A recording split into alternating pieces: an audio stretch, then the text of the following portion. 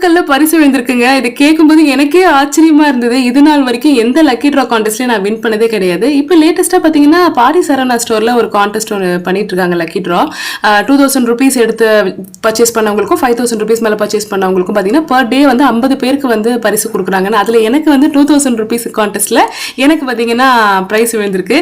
So அதை வாங்குறதுக்கு தான் போயிருந்தோம். நிறைய பேர் ஆக்சுவலி வந்திருந்தாங்க. நிறைய பேருக்கு வந்து அந்த மாதிரி பர் டே வந்து 50 பேருக்கு வந்து கிடைச்சிருக்கு.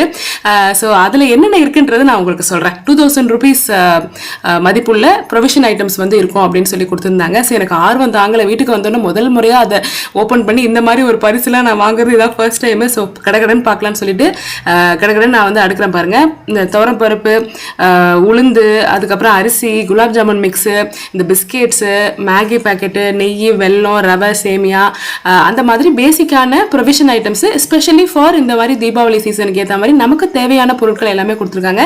இந்த மாதிரி லக்கி ட்ரால யாராவது வின் பண்ணிருக்கீங்கன்னா கமெண்ட்ல மென்ஷன் பண்ணுங்க. அடுத்த வீடியோல சந்திப்போம். பை.